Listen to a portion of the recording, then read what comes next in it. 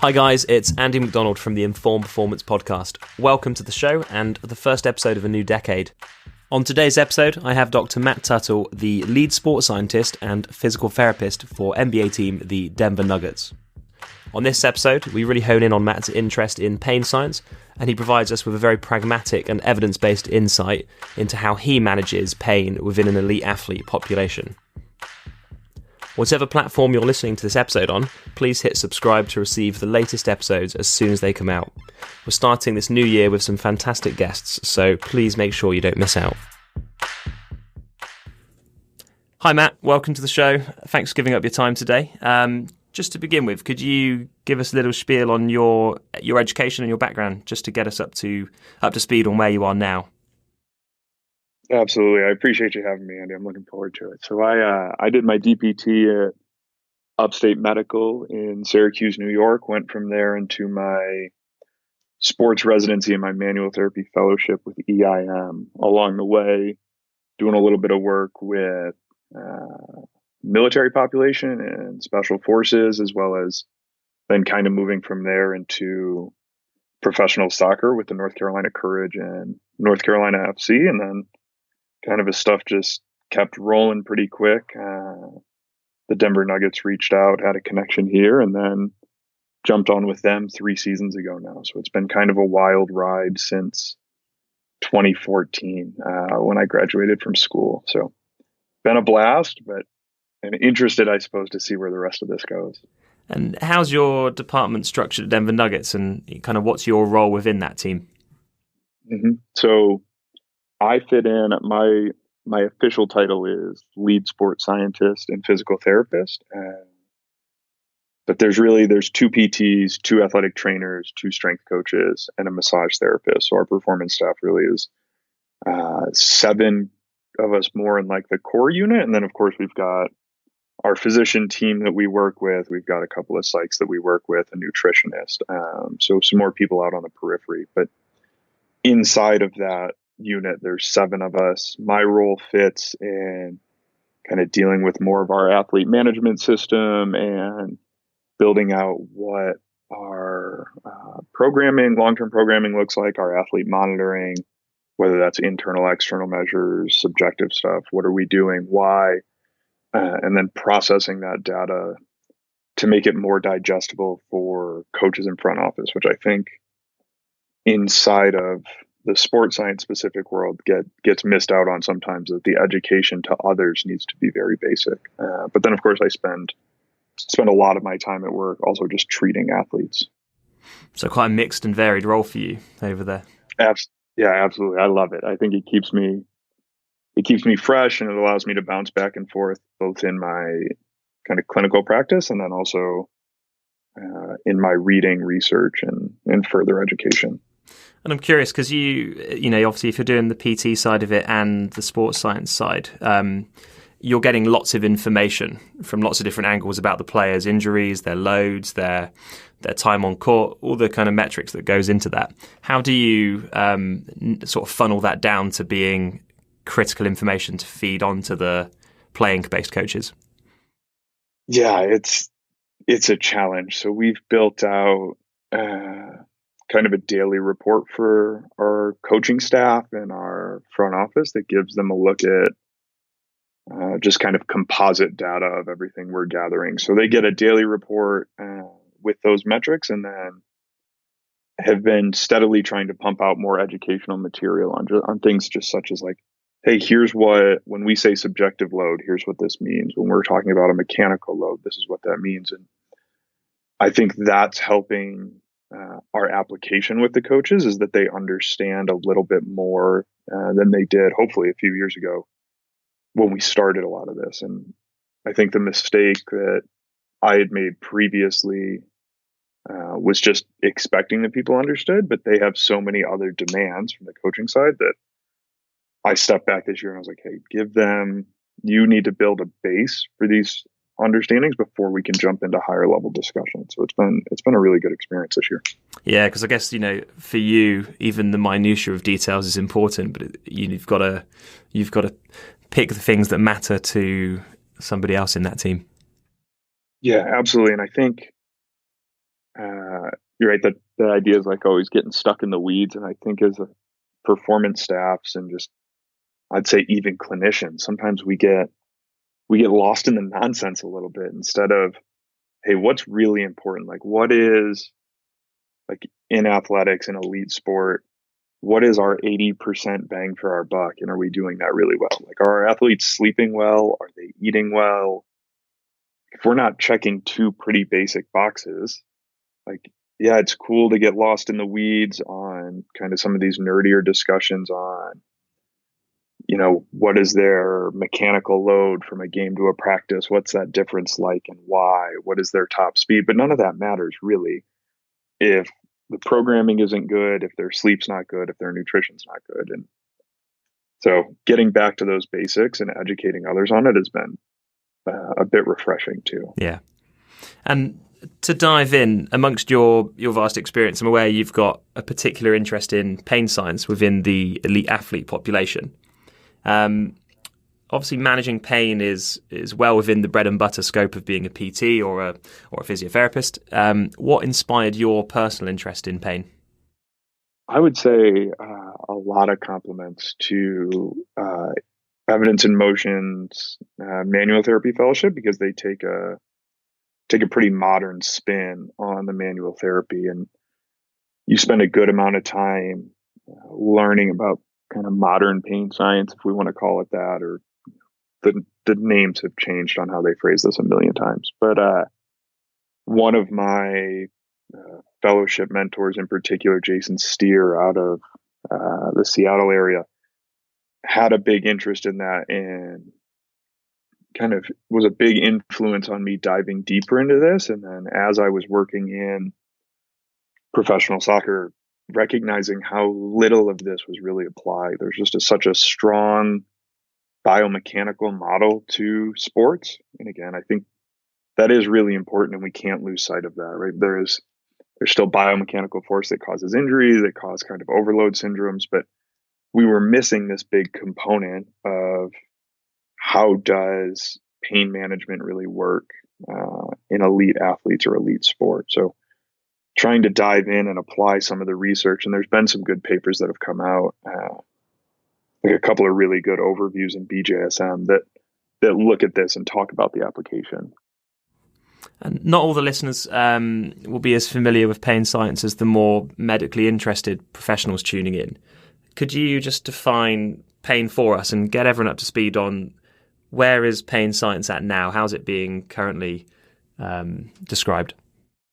Yeah, so I believe that there was actually an updated definition recently that I'd have to go back and double check because I wouldn't want to misword it. But previously, the International Association for Pain described it as an unpleasant sensory and emotional experience associated with actual or potential tissue damage, or described in terms such as that. So trying to understand that pain is an experience and an output from the brain, that pain is not an input to the system as the old model. So, something as simple as stepping on a tack, it's not an immediate pain input into the system, right? There's a lot happening throughout your nervous system to get pain as an output from your brain, would be the simplest probably definition. And then understanding that kind of an individual's prior experience, their attention, mood, stressors,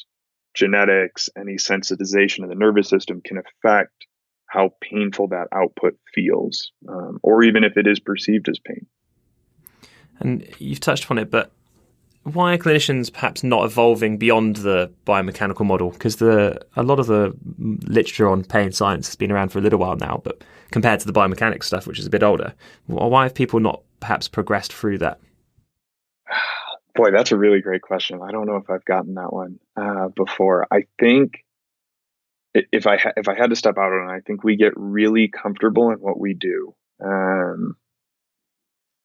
Is as just a general rule, and I think it's where you see some of that research that says it takes 10 years or so, or a full decade for clinical practice to model what the research was saying. So I think there's a little bit of an aspect to that. I also think that the biomechanical model is like it inherently makes sense. There's a lot of face validity to, well, you sprained your ankle, so there's obviously tissue damage to a ligament, and that's why this hurts. Or, hey, this individual's had back pain for 10 years. Well, he plays professional football and he lifts heavy weights, so it makes sense that there's too much stress there and he's going to have some pain. But looking at acute and chronic injury with a little bit of a different spin, to appreciate maybe this more biopsychosocial model of pain and injury, I think is ultimately more beneficial for our athletes. And NBA teams play, more than once per week. You travel a lot, and it's without a doubt a very tough schedule compared to other sports. How do you navigate the challenges or strategies of managing pain in competing athletes mid-season? Because you can't always pull them out. So how do you kind of approach it? It's a great question. So to backtrack a little bit, we look at over 3 games a week for the majority of our season, 82 games across the course of the year, and thousands of miles traveled for just getting around from game to game, and a lot of times playing back-to-back days. I mean, there's a lot of stressors placed on the athletes and the staffs in these systems as well. So our goal and our model with the Nuggets is that our goal is to have our players available for as many games as absolutely possible. So if you play 82 games, every one of those games is worth over 1% of your season. So what can we do to manage athlete stress, athlete pain? For us, I would say we really look at, like I mentioned before, sleep, nutrition would be like 2 of the bigger ones. Understanding what our programming is from a practice standpoint in there, and then monitoring athlete workload on top of that. Because there's so many factors that build into what an athlete can perceive as pain. And at any point, right, if an athlete is really experiencing that much pain, like it makes sense why you would need to bench them. But I think by managing some of these other stressors like sleep, nutrition, general recovery, programming, and then monitoring workload on top of that, then you have a better chance down the road for availability. I hope that answers your question. It was kind of a long answer. No, yeah, completely. And something I was thinking then was, pain's not an optimal state of health, but plenty of athletes in lots of different leagues have pain and still perform with it for varying reasons. As a clinician, having those conversations with athletes, where do you draw the line of how much pain is acceptable to play or train with? Absolutely. So that's a great question, and it's pretty heavy. Sorry about that one. No, it's great. I love it. I think that we have kind of tried to build into our model a little bit in understanding. We have an awesome system top down with the Nuggets, but it helps that we have drafted a lot of our players and been able to develop them coming out of college. So they've been in our kind of performance system, if you want to call that, for years now. But like building an understanding with them that, one, having pain is normal, right? Like people are going to have pain intermittently throughout life. Now, having chronic excruciating pain is not, but having some aspect of pain, particularly with the load and the stress that these guys are under, is normal. So we try and build that understanding with our guys, all while at the same time, obviously not putting them in harm's way just to make them available, but talking to them. And I think this is where having really great relationships, and this gets thrown out a lot and is oftentimes glazed over, but having great relationships with your athletes and understanding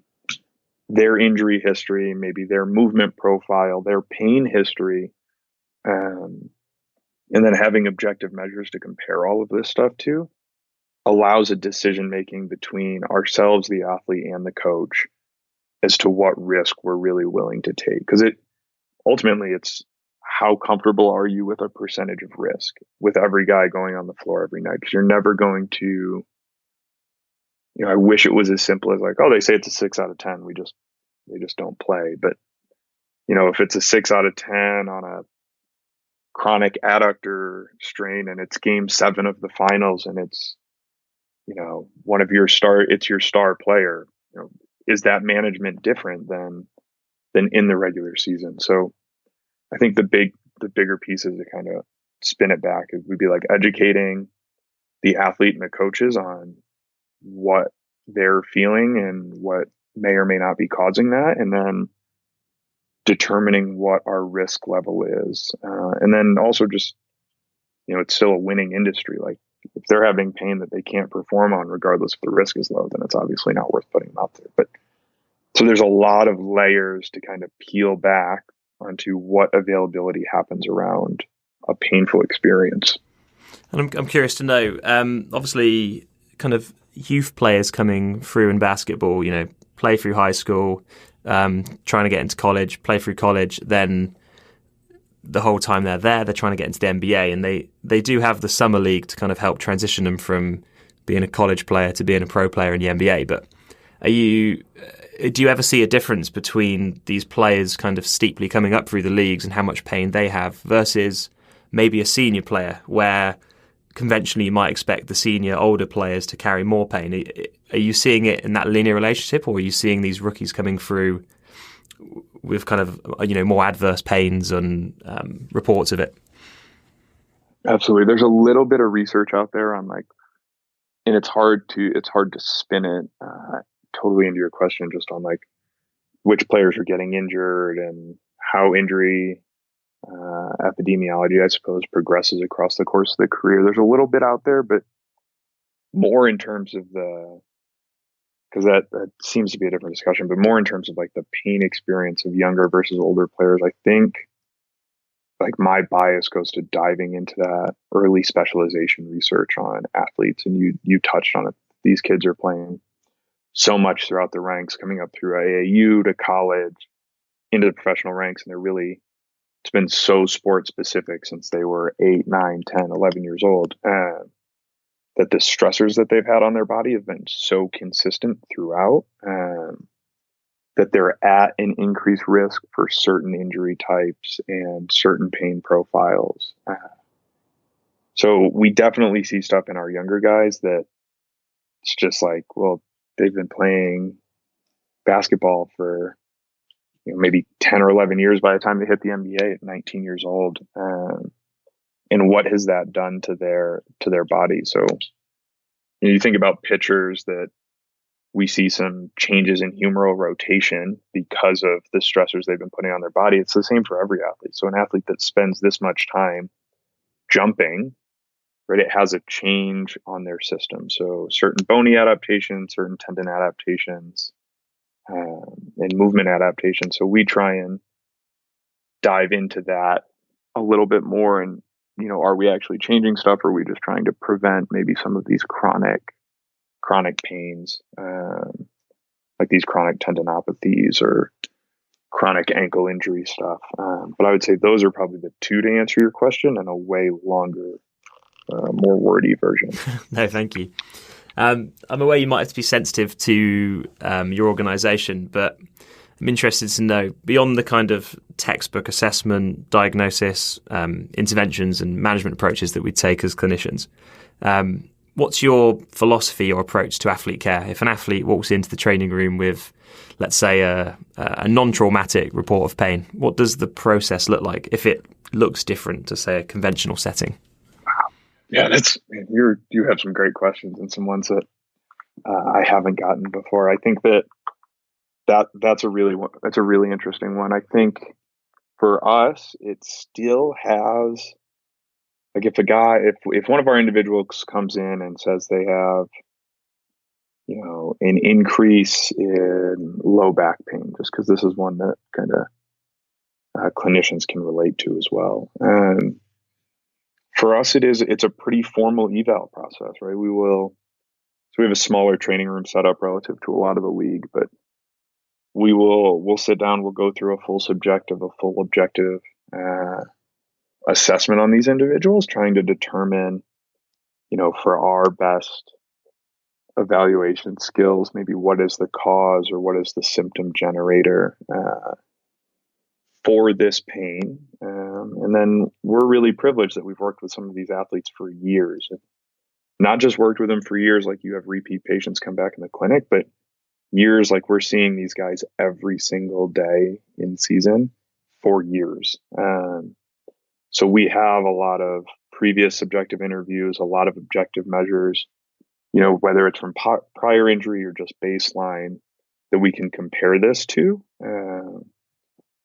Myself and our other PT are both fellowship trained in kind of more of a Maitland approach, if we were going to get really specific, but more of a what is a symptom generator, assess, reassess model. So for our athletes in pain, that's where it goes. But then on those other layers, we can also look into our athlete management system on what does workload look like for these guys recently? Has there been a big spike in minutes in game? Is there some external factors that may be influencing stress, anxiety, that would also be increasing pain? Was there something, did they lift in the weight room recently and this may just be kind of a different muscle soreness than they've normally felt? So we're able to bring a kind of a more cohesive picture together, based on understanding their prior history a little bit more in depth, and then also seeing them for more hours throughout the day. And then from there, just jumping into what is our management of an injury or pain. Do you find your kind of, maybe less objective, but your clinical intuition, if you like, or your gut instincts as to how you manage athletes get stronger because you've got so much time perhaps with a smaller patient population where you can really get to know everything about them physically, emotionally, you really get to know these guys? Do you find you can rely on that a bit more? Boy, this is a fun one. I think probably is the answer. We try, myself and our other physio, try and keep each other in check a little bit. Also on, there is some research out there that longer term practicing clinicians, like their observation skills and such, change, and maybe sometimes that change is not for the better. That we think we're more accurate than we really are. So we lean on our objective measures, but at the same time, there is always going to be a gut feel, especially in a time of like, can this guy go? Can he not go? How much risk are they really under? But definitely, like to answer the question more specifically, having the relationship with the guys makes a really big difference. And I find that has been, coming from soccer where I'd been with a lot of those athletes for a couple of years, into my first year in the NBA was really challenging because I didn't have those relationships anymore to lean on. Now having 3 years of mostly the same locker room, I have those relationships. I can lean on them. I can help make some decisions. And I think you can ask some more honest questions of guys at times, and feel like they're really giving you the answer, where before maybe they were putting a spin on it because they didn't want to reveal certain information. I think it's an interesting one in sport because compared to, say, a normal practice, when you're in a professional sports team, you've got all the data that you need of athlete management systems and sports science. But yeah, thanks for your honesty, because ultimately you still have to make a judgment, don't you? You can have all this objective information, but there still comes a point where there's no algorithm and you've got to make a judgment and you've got to make a decision. Yeah, absolutely. And again, never putting our athletes at harm, because I would say ultimately you're always, just as a provider, you're always going to be more cautious than just rolling the bones just to do it. But it is that interesting balance of like, oh boy, is he good to go or not? Have we, if a certain objective measure is 15% down from what their baseline is that normal? Is it acceptable? Are we putting them at too much risk? Is that a normal decrease for maybe say strength in season? Is that a normal decrease for some objective measure in the middle of an NBA season where you're playing 3 games a week? Did you just are you in the middle of a back-to-back and it's the second night and you got in at 4 a.m. and now they're having an increase in pain? Is it fatigue related? Is it pain from the night before? Like there's so many layers to these questions, which is what I enjoy so much. But it does ultimately lead to these judgment calls of like, boy, we kind of got to trust our gut. And generally, I would say clinicians do pretty well with that, but it certainly leaves you nervous for the next 48 minutes of the game. Yeah, it was interesting when we spoke to Tim Gabbett on the show.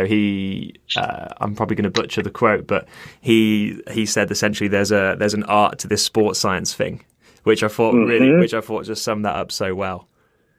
Yeah, I think I love that because it gets back to some of that concept of evidence-based practice versus practice-based evidence and just application of evidence. So often it's easy to look at a study and be like, well, that's what the study said. Okay, cool. But their population was 30 people that were all this perfect age that had no other factors, and it wasn't done in NBA players. So is that information even applicable to what we're dealing with today? And it's a question that we look at a lot, and we're working as a staff to try and maybe bolster some of the body of research inside of NBA athletes and NBA staffs, because we find it important that research is truly applicable to the population you're working with. So much, like I think if we look at, say, where most of the sports science research is coming from, it's really from Aussie rules football, soccer, or football, and where you're naturally from, and rugby. And so much of that is like, all right, well, these are field-based sports, so the surface they're playing on is different. They're not jumping at nearly the frequency our guys are. Their height is different. Their mass is different. And because their demands, their strength profiles are different. Their range of motions are different. It's like, well, we have all these questions. And now it's like, all right, but we want to apply the research done on those athletes who also only play once a week to our guys. It's like, oh, boy, we're really guessing at some point here, because that's not, is it the best available evidence? Absolutely, because it is the only evidence available. But is it the most applicable? I guess the question would be back on other clinicians. Is it even applicable? Mm-hmm. I guess it's definitely an optimistic leap that you're trying to make with it at times. Yeah, for sure. And you just there aren't as many answers out there as, like you said, a clean cut algorithm of like, well, they have pain, so they're not playing.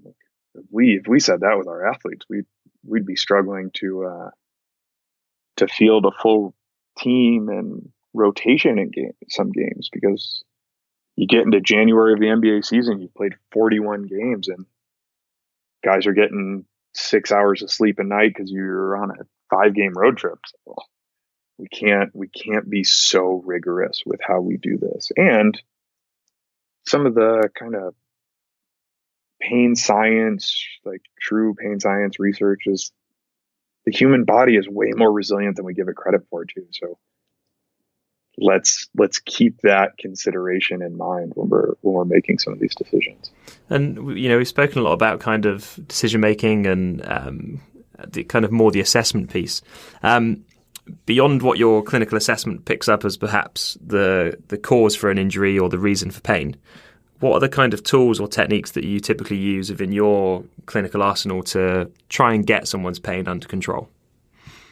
Yeah, it's a great question. I think we lean, again, I've mentioned it with 2 physios that are manual therapy fellows.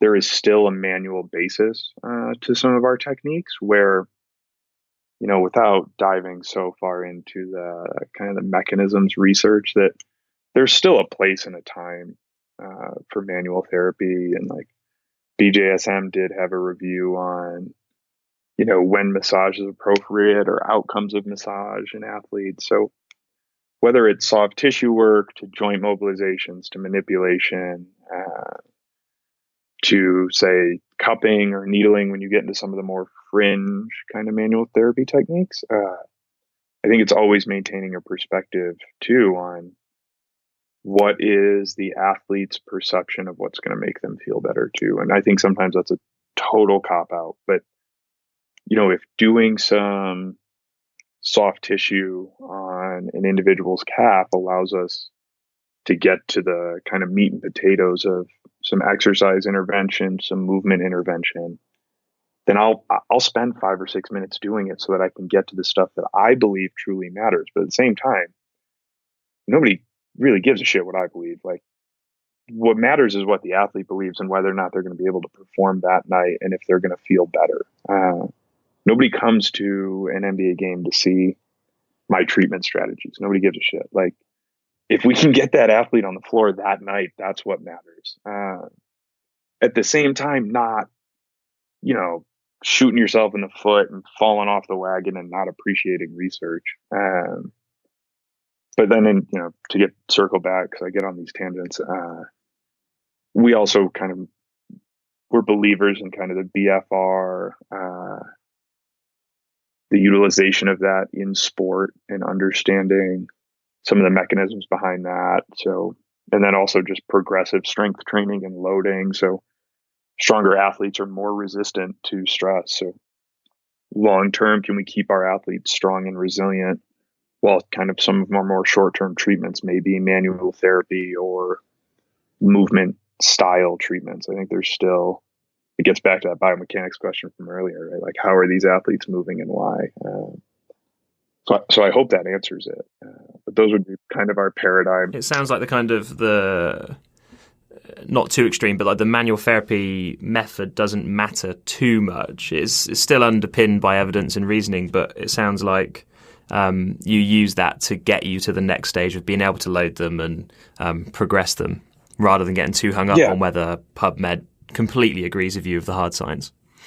Yeah, realistically, is it, if I'm doing just some true massage techniques versus cupping, let's be real, it's all a soft tissue intervention. It's just what it is. So does the soft tissue intervention matter? I have no idea. Maybe in some people it does, maybe in some people it doesn't. I think it gets back to this. I had a mentor that always was like, it's N of one, right? The research study is the athlete in front of you at that exact moment. It's not the study that you read in BJSM that was published 15 years ago. So if you can do something and the athlete moves a little bit better right afterwards and their perception is different, well, shit, that's cool with me. I also think there's a great paper, Jones in O'Shaughnessy. I might be screwing that up, from 2014, called the pain and movement reasoning model. That, it's a little simplistic, but at the same time, I think it keeps you from getting caught in the weeds of just what are your three influencers of pain? So is it local stimulation, like a regional influence, or kind of a more CNS guided cause of the pain, or is it a blend of two? Is it a blend of three? And then picking your interventions based on that. So I think that makes sense, right? Like, if somebody has an acute ankle sprain, so their local issue, it's a local issue. They sprain their ankle. Yes, maybe it happened because of weakness somewhere else in the chain, or because they didn't sleep the night before, but we still have to decrease inflammation, return strength to baseline, do some balance exercise, and then move on. So, the treatment strategy may vary from injury to injury, obviously, but using some kind of model like that to pick your interventions can be helpful. It's nice to hear you talking about it in a scientific and evidence-based way, but still with the art and the flexibility and the kind of appreciation that you've got to make judgments and you've got to treat what's in front of you. It's quite refreshing to hear that, because I think we do get a bit bogged down in what the latest lit review says or the latest meta-analysis. Yeah, I actually had it's funny you say that, and I appreciate the compliment, I really do. By no stretch do I think I have this figured out. I get lost in my brain all too often, but I had a student reach out actually just late last week, asking a question like that, like, hey, I've read all these papers, I've watched all these videos, like, what the hell does all of this mean? I think that's where you get bogged down in the shit. Sorry, it's starting to fly by the seat of my pants a little bit here. That's all good. You just can't, you can't live in being bogged down, or if your decision making is so clouded by the 15 different papers you're trying to analyze, you're missing the big picture. It's still about the athlete or the patient feeling better now and into the future.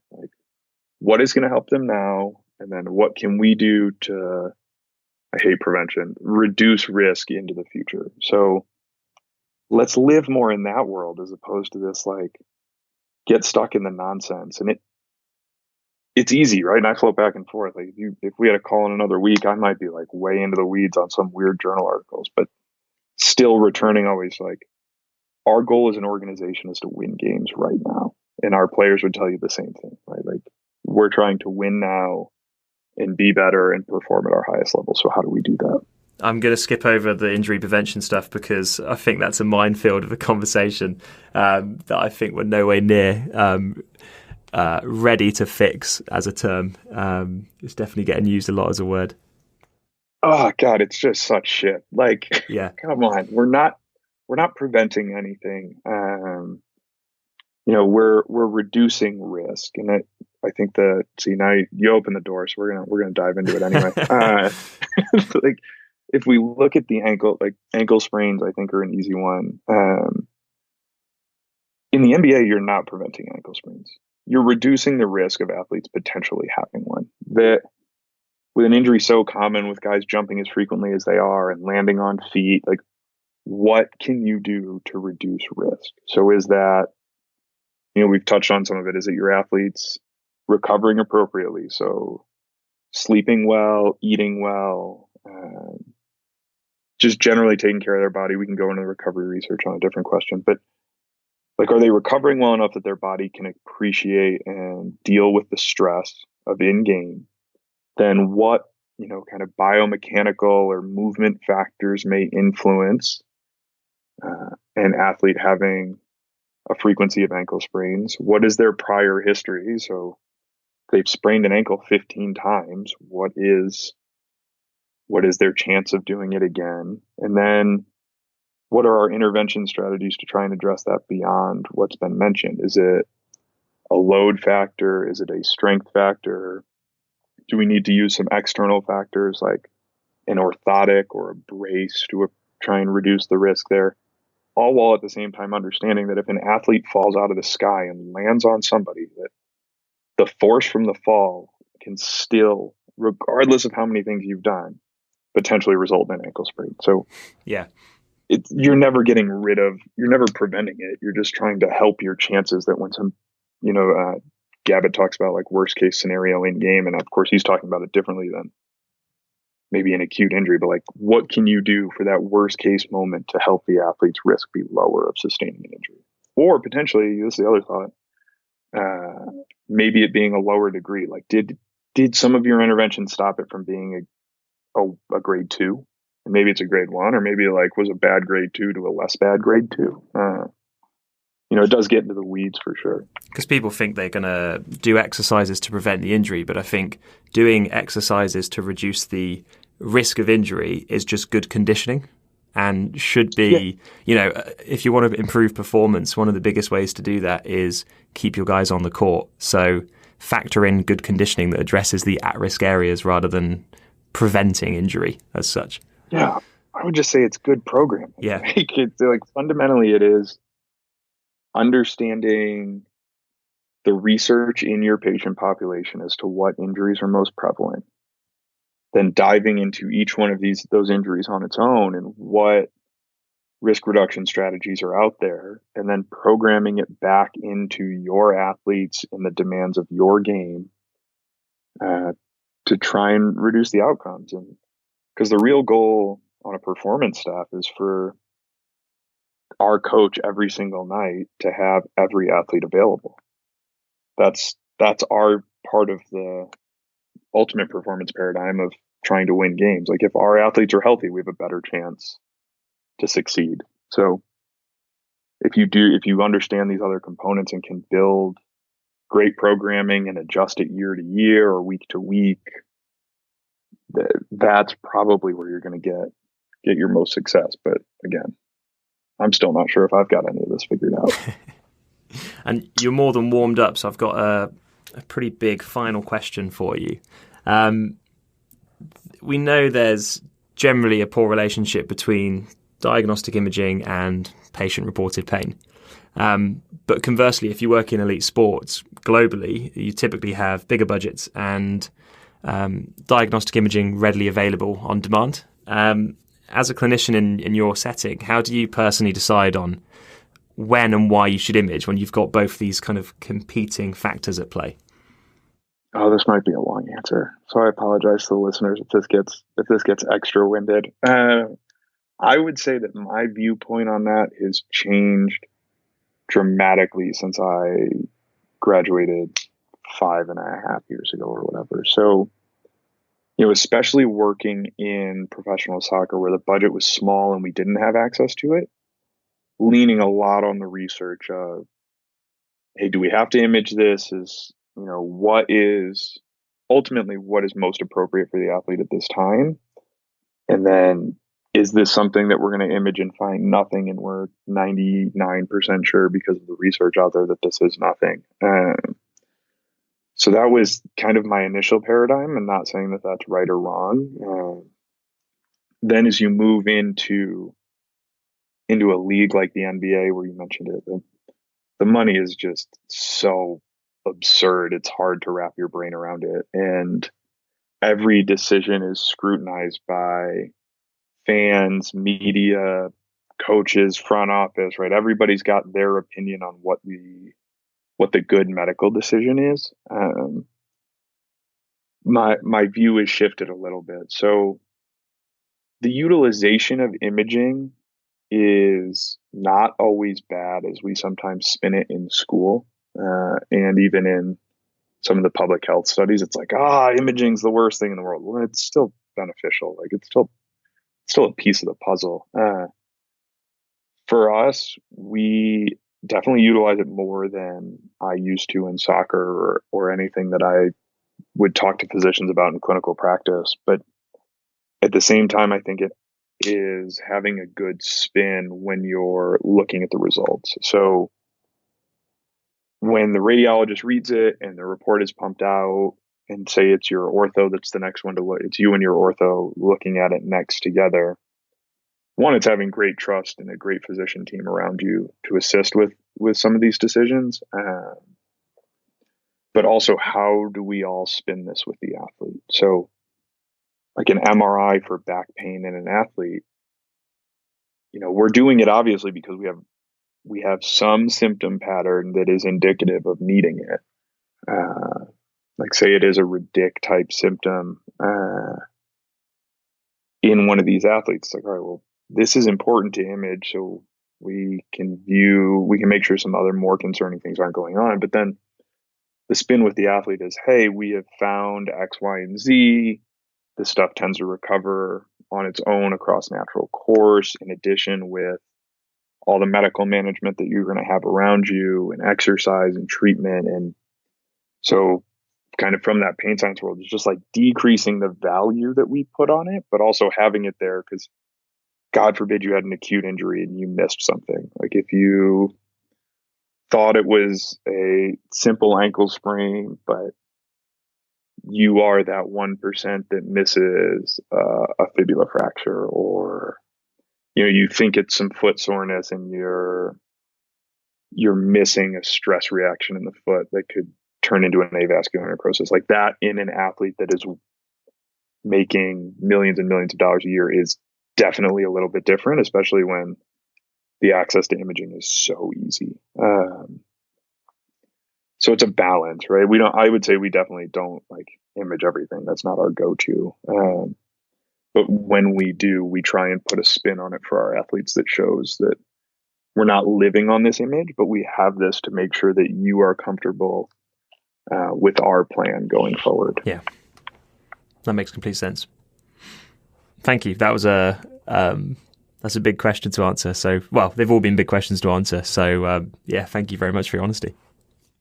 Absolutely. I like that one because initially when I got into the NBA, just totally honest, is I was like, we'd sit around, we meet every day as a performance staff, and oh, hey, we're looking at getting an MRI this afternoon on something. I'd be like, fuck, no, that doesn't make any sense. Like, we know what we're going to see. And I was like, as I started to learn kind of the landscape of the league more and all the other influences on not just us being front office, coaches, media, fans, et cetera, but also all the other layers for the player, from their agent to their families to their friends, and who's in their ear saying they need imaging, they don't need imaging. Like, at some point, it's just, we can get the image, and then it's how do you react to those answers, and making sure that you educate all of the people involved in decision making around professional athletes, because that's really what it comes down to.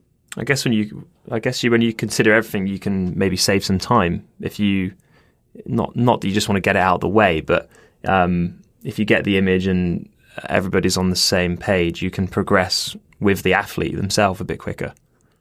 Yeah, and I think you create better relationships too. Like, is it worth, the agents in the NBA represent, it's not one agent for one player. There's a few agents that represent several players. And, if they're saying, hey, our group, like our agency, our player, the player's family and friends, we'd all be more comfortable imaging this because we're concerned for his health and safety. It's like, are we going to fight with somebody that we already have a good relationship with, that there's some professional relationship and personal relationships? Or it's like, all right, we understand where your request is coming from. Our medical staff as a whole, us as kind of the physios, the physician team, our front office, we're all comfortable with that ask. And now you create better long-term relationships.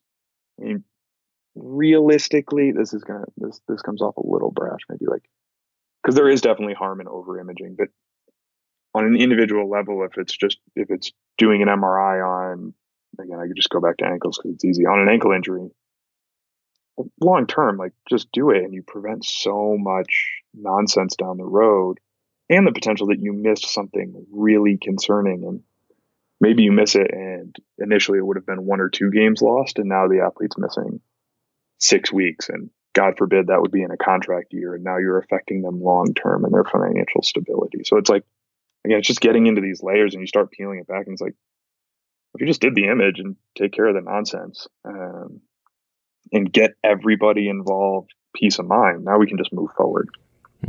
There's more pieces moving than just the clinical then. Oh yeah. There's a lot going on at any given time, and it's why I think for us, meeting as a staff every day and creating that open communication amongst our staff is so important, that we're all on board with what's going on with our athletes, so that, like, some people, that you got 7 minds in a room, sometimes somebody spits out an idea and you're like, oh crap, the other 6 of us didn't think of that. Let's try that, or let's move down that avenue. So that communication allows us to understand what stressors are on the athletes and all these other moving pieces, with maybe a little bit better success ultimately for our athletes. Well, thanks so much for your transparency. It's really appreciated, especially given that you're working at a big organization. Yeah, absolutely. I appreciate you having me on, I think.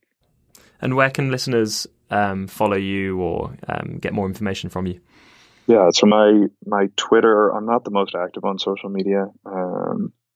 My Twitter and my Instagram are Doc Tuttle DPT, so DOCTUTTLE DPT for both of those. And then, I'm always open to answering questions or having calls. So my email's mct765@gmail. If I ever don't get back to you on one of these social media platforms or by email, don't be afraid to send me another email following up, because in the craziness, I may have read it in the middle of the night and then gone to sleep in a different state an hour later. So I'm always open to trying to help with these discussions and help with understanding for people out there. Brilliant. Well, Matt, thanks so much for coming on the show today. I've really enjoyed talking to you today. Absolutely. Thank you, Andy. I want to thank Matt again for coming on today's show and being a brilliantly open and honest conversationalist. I really enjoyed the level of knowledge and practical reality that he shared on all the topics discussed. Anything or anyone mentioned in this episode can be found at the show notes, which you can find on informperformance.com. In the meantime, you can find us on Instagram @informperformance or on Twitter @informpod. Our next guest will be Ed Lee, strength and conditioning coach at Harlequins Rugby, which you'll be able to listen to in a week's time, so keep a lookout for that one. Thanks for listening to the Informed Performance Podcast.